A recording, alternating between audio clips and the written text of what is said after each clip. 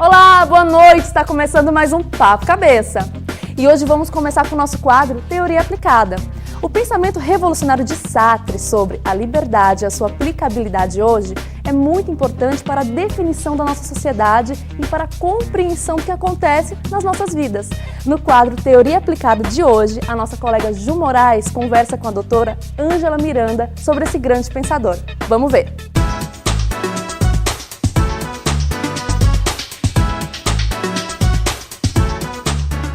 O filósofo francês Jean Sartre passou a vida desafiando a lógica convencional. Um homem que disse jamais ter se sentido tão livre quanto durante a ocupação alemã desafia o significado de liberdade. Você sabe o que significa liberdade para Sartre? Para Sartre, não dá para desvincular a liberdade da existência.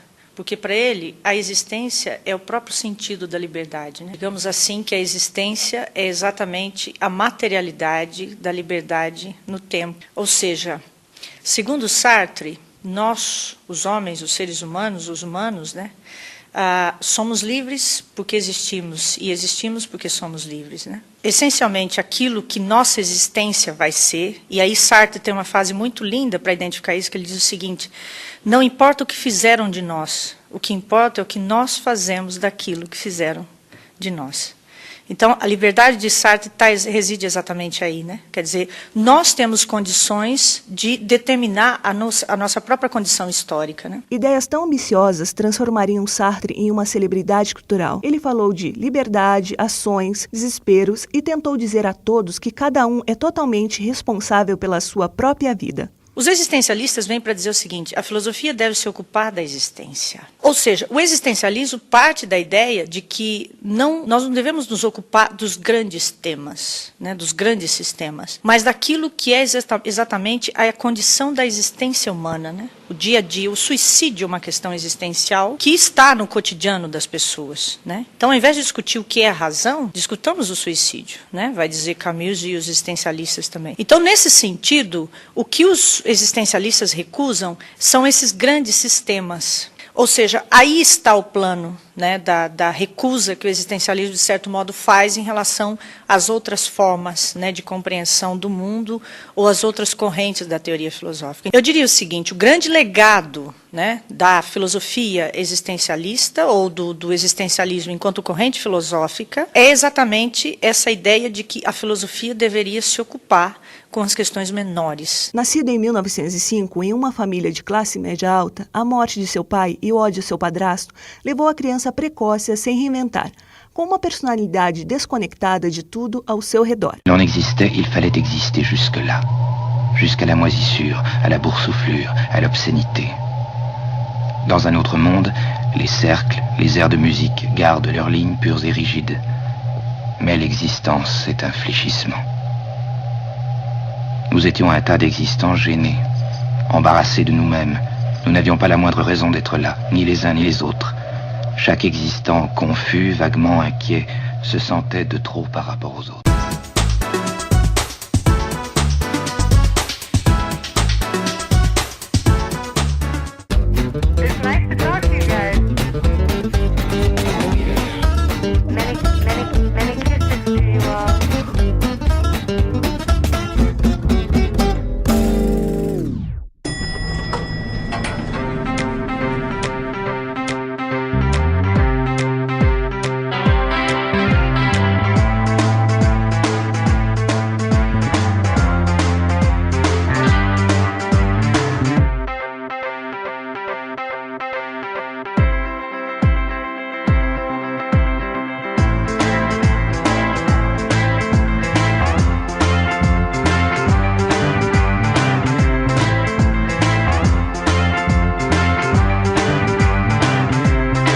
Educar é fazer sonhar, é acreditar no valor das pessoas, ampliando seus horizontes. Educar é realizar. Com a missão de criar oportunidades que transformam a vida de quem precisa, o Instituto Wilson Pickler de Responsabilidade Social faz a diferença para muitas pessoas. Oferece cursos de graduação e pós-graduação à distância, em parceria com o Grupo Uninter e cursos livres de capacitação. Além disso, possui projetos de geração de renda para comunidades carentes. Instituto Wilson Pickler de Responsabilidade Social, acreditando no valor das pessoas através da educação. It's nice to talk to you guys.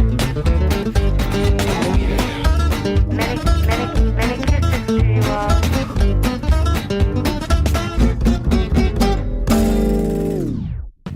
Voltamos com o Papo Cabeça. E agora vamos para a segunda parte da entrevista com a advogada e ativista de direitos humanos, Xênia Mello. Roda VT!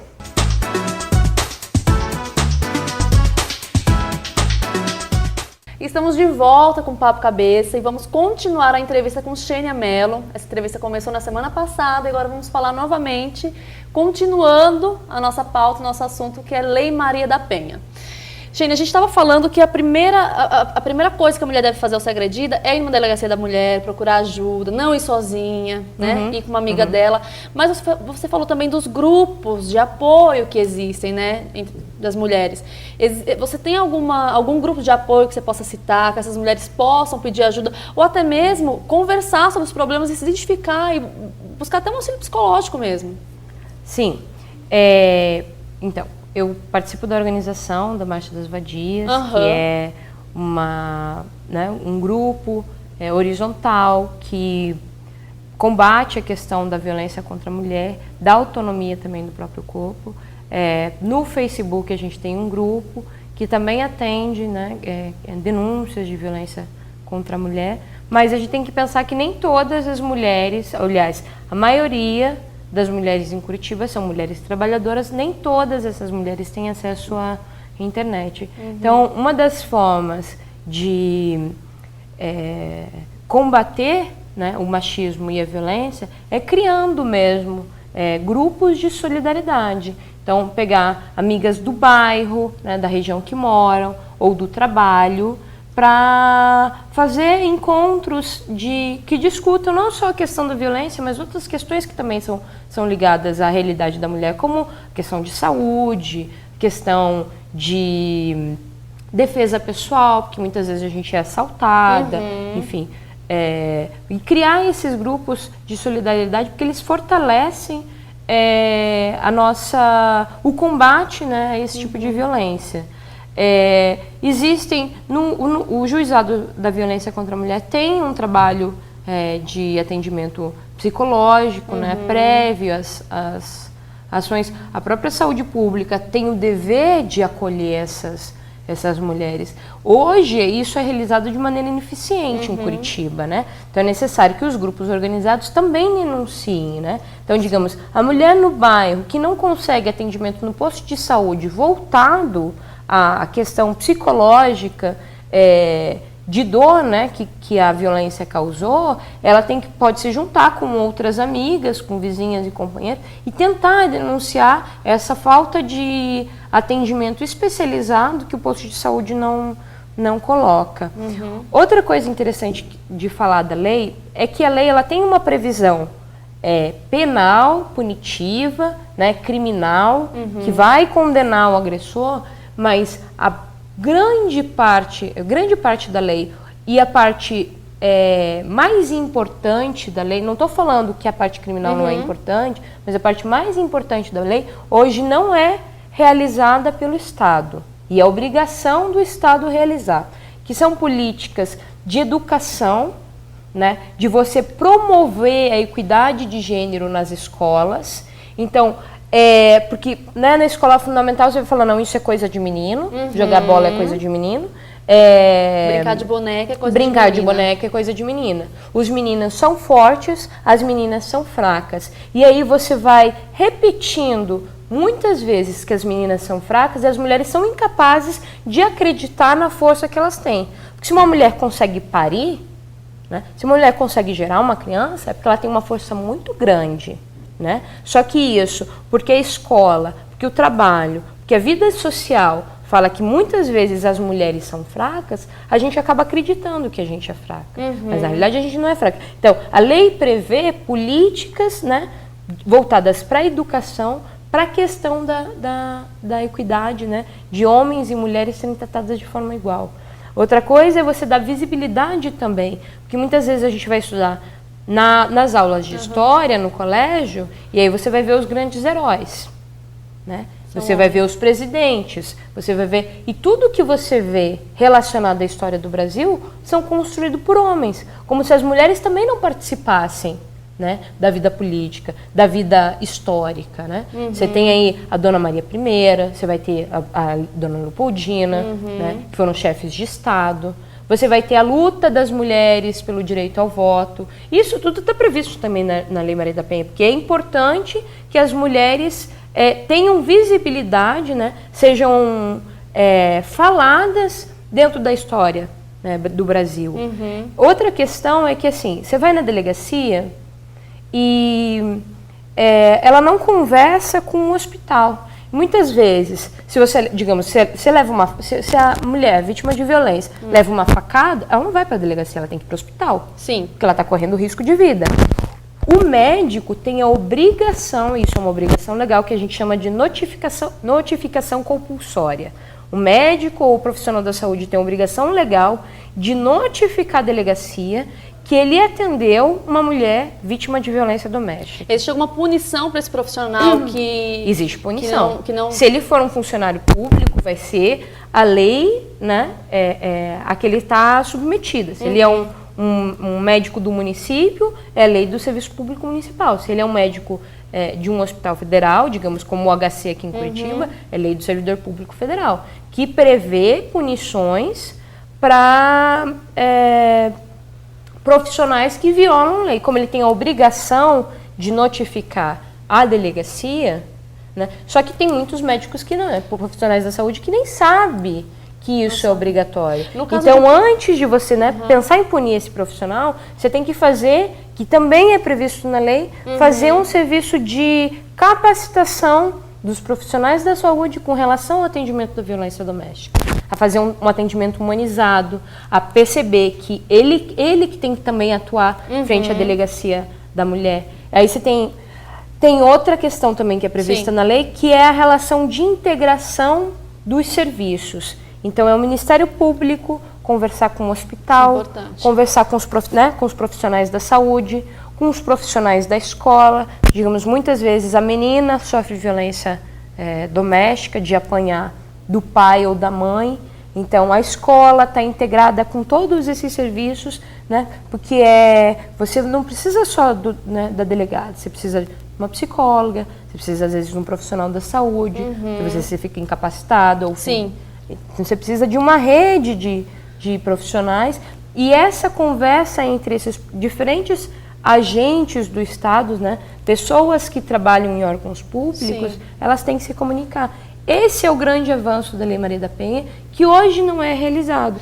Ela é realizada, só que ela depende, né, de um investimento público muito grande, né? E hoje você vê os governos tirando cada vez mais o dinheiro dessa área de política de enfrentamento à violência contra a mulher. E, claro, esse problema da questão da falta de estrutura realmente desses órgãos de atender essas mulheres, porque você já falou no bloco passado que são inúmeras mulheres que sofrem violência. E eu fico pensando, em 2012 a gente está discutindo isso ainda. É muito óbvio e muito claro que o Estado tem que ter integração com a escola, e a escola tem que ter uma comunicação fácil com a delegacia, que tem que ter uma comunicação fácil com o hospital, que tem comunicação fácil com a escola, e aí vai, né? Esse tipo de coisa está muito claro, mas ainda está se discutindo, ainda está se tentando implantar. Isso me assusta muito, né? A gente falou um pouco agora sobre a educação, né? Que é necessário educar os meninos de maneira que eles entendam que nós somos um corpo físico também, né? Que sente dor e que somos iguais a eles, somos carne, mas é muito difícil combater isso quando isso já vem de gerações, né? Sim. Um pai repressor que reprime uma filha, que reprime a outra, e é uma bola de neve, né? E existe um ciclo da violência. que acontece, assim, percebendo, fazendo pesquisas com relação a não só a violência doméstica, mas violência contra criança e adolescente também, é que a pessoa que agride, em geral, ela foi agredida. Ela realiza, né, ela se coloca diante da outra pessoa através da violência, que foi assim que ela aprendeu. Sim, ela né? não tem, ela então, não tem outro ela exemplo. realiza a comunicação através da violência. Então você precisa romper com esse ciclo da violência. De que forma você vai romper? Investindo em educação. Era justamente nesse ponto que eu ia chegar. A gente vem desse ciclo de violência e a criança recebe a violência em casa. E ele já recebe uma educação machista em casa, do pai e da mãe. O profissional de educação, ele tem que perceber ali naquela criança uma maneira de trazer ele para a sociedade. Ele ser um ser atuante, um ser social ético, responsável, humano.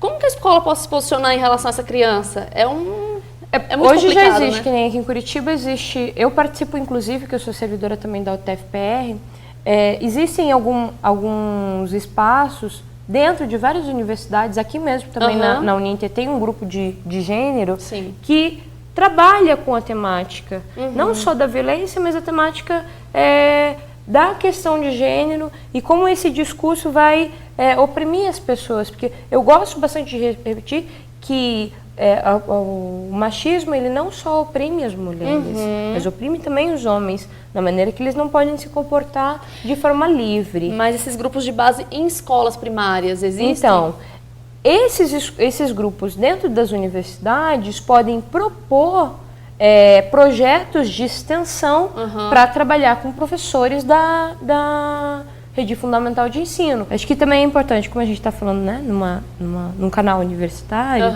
é de que os próprios alunos proponham, aqui também tem um grupo de gênero, proponham projetos de extensão para trabalhar com professores da rede municipal, para trabalhar inclusive com as crianças da rede municipal. Porque eu acho que o bacana de pensar a universidade e viver a universidade é viver ela de forma plural. Não só eu pegar o livro, estudar e fazer prova, mas eu propor um projeto enquanto aluno e eu atuar e intervir na sociedade de forma positiva. Então, fazer trabalhos, digamos, fazer um trabalho na escola do bairro em que você reside. Né? Em geral, essas escolas são abertas a esses projetos que não vai mudar o mundo, mas vai mudar a vida de muitas pessoas. E isso é muito gratificante, né?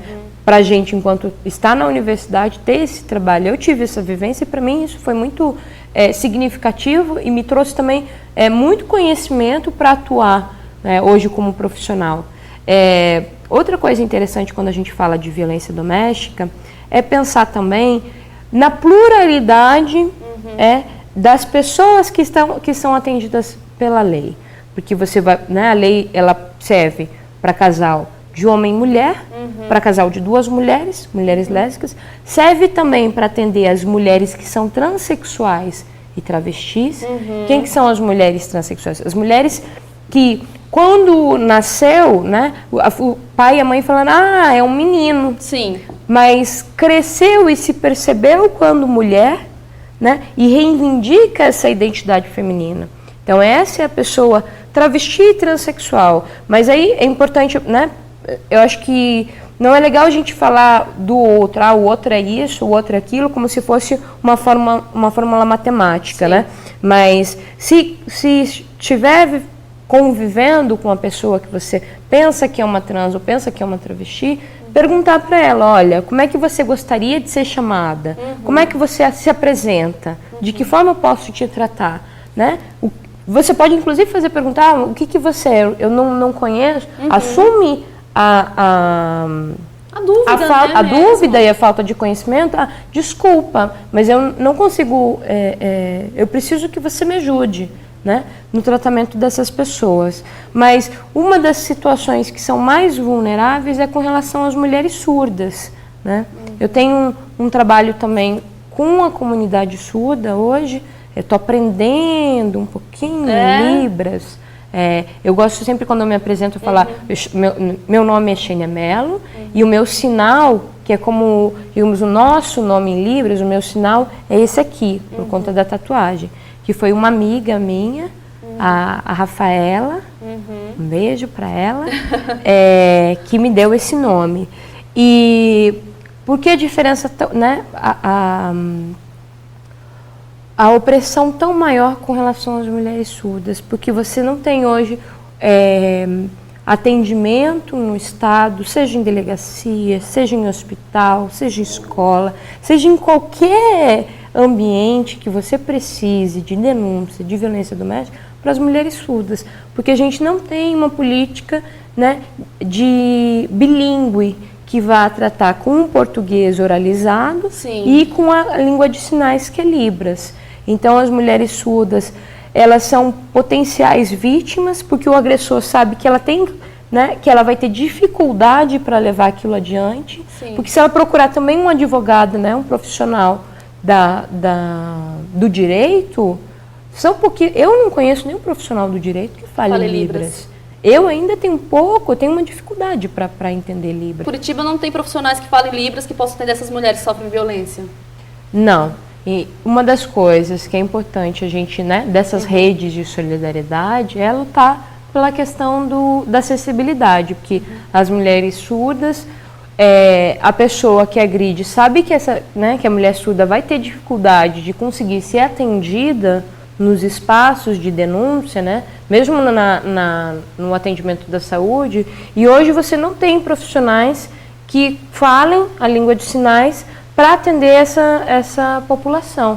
E o Estado não pode deixar de atender essas pessoas. As pessoas são sujeitos de direito, elas têm os seus direitos têm que ser garantidos. Ou seja, nós, enquanto militantes, enquanto sociedade civil organizada, temos a obrigação de lutar pela acessibilidade e pela garantia de direito a todas as mulheres, né? E a toda a pluralidade dessas mulheres, seja as mulheres trans, seja as mulheres lésbicas, seja as mulheres surdas, as mulheres negras, as idosas, enfim, todas as mulheres trabalhadoras, todas as mulheres que, né, porque a violência ela não tem gênero, né? Não, ela não escolhe. Ela tem gênero, mas assim, ela não tem diferenciação se você é pobre ou rica, se você é ouvinte ou surda, enfim, ela acontece com relação a todas as mulheres. Entendi. Você falou das mulheres trans, né? O que é uma mulher trans? Então, uma mulher trans, primeiro, é uma mulher que se identifica como transexual, né? Essa, inclusive, é a minha pesquisa do direito, né? Eu tratei na minha monografia sobre o direito fundamental ao próprio corpo e o direito fundamental ao nome, porque as mulheres transexuais, as mulheres travestis, as mulheres trans, elas nasceram, né, com o sexo, né, na identidade, na certidão de nascimento como masculino, mas vivem sim uma identidade de gênero feminino. Então elas têm uma gama de direitos que não são respeitados. Ela vai, digamos, num restaurante, quer entrar no banheiro feminino, é impedida pelo segurança de entrar no banheiro feminino. Ela vai fazer uma viagem, se ela quiser embarcar no avião, é obrigatório, né, apresentar a identidade, aí a pessoa olha a identidade, aí você vê uma mulher, aí você vê uma identidade e um nome de homem. Não é você. Não, eu preciso da sua identidade, né? Aí vai querer abrir uma conta no banco, né? Eu tenho... eu advogo também nessa área, tenho muitas amigas que são pessoas transexuais e elas sempre falam, não, eu preciso da sua identidade, não é do seu marido. Não, eu preciso da sua identidade. A pessoa não acredita que aquele documento que a pessoa transexual apresenta é realmente o documento dela. Né? E hoje, para você conseguir realizar a mudança de nome, primeiro, você tem que ter uma ação judicial. Segundo, por conta do preconceito que existe dentro do próprio judiciário, você tem uma dificuldade muito grande de conseguir essa alteração do nome. E a gente vai ter um predomínio, uma força muito grande de discurso médico, que muitas vezes ignora a pessoa, ignora a vontade e a autonomia da pessoa, e coloca, não, você é uma pessoa doente. Né? Como se todos nós de perto não tivéssemos um grau de loucura ou não, enfim, mas sempre coloca a pessoa trans como uma doente. né? Ignora a autonomia dessa pessoa de se autodeterminar e construir. Eu gosto muito da frase de uma filósofa, né, feminista, Simone de Beauvoir. Se vocês fizerem outros programas, um programa com Sartre, né, ela teve um relacionamento com Sartre, é uma grande filósofa, e ela fala que não se nasce mulher, se torna-se mulher, né? Então a gente realiza, constrói a nossa identidade na nossa história, né? Se eu gosto de usar saia, se eu gosto de uma roupa mais masculinizada, se eu gosto de cabelo comprido, se eu gosto de um cabelo mais curto, né? A gente vai criando a nossa identidade feminina, né? Não é só o fato de eu ter uma vagina que me coloca como mulher, eu tenho que criar essa identidade feminina. E eu acho muito importante falar dessa questão de violação das pessoas transexuais, do direito das pessoas transexuais, porque o nome, ele é a porta de acesso à vivência de todos os outros direitos. Porque se eu quero comprar uma casa, eu tenho que apresentar minha documentação. E se a minha documentação é diferente daquilo que eu me apresento, eu vou ser discriminada. Se eu quero estudar, e aí se um professor tiver algum preconceito, vai falar, não, eu não vou te chamar por Maria, aqui está João, eu vou te chamar por João. Aquela pessoa trans, ela não vai continuar na escola, ela vai sair da escola. Se ela vai realizar uma entrevista de emprego, você vai olhar na identidade, e então a todo momento as portas são fechadas e todos os direitos são violados, porque essa pessoa não exerce um direito que é fundamental. Nossa, é uma luta, né, Xênia? Sim. É um assunto incrível. Eu vou ter que parar por aqui, acabou o nosso tempo. Obrigada por ter vindo. Você é uma pessoa incrível. Eu estou muito feliz de receber você aqui. Eu que agradeço. Agradeço também a paciência das pessoas. Fico à disposição. Eu gosto sempre também de passar os meus contatos. Fique à vontade. No Facebook eu sou Xênia Mello. Vocês podem me encontrar lá. Eu tenho um e-mail que é um e-mail divertido, que inclusive é inspirado na Simone de Beauvoir, que é maleducada@gmail.com. Eu estou, enfim, disponível, agradeço o espaço, agradeço a oportunidade e estou disponível aí para continuar dialogando. Quem quiser também material de pesquisa ou conversar sobre o assunto, estou à disposição. A gente que agradece. Obrigada, Xênia. A entrevista fica por aqui. A gente volta semana que vem.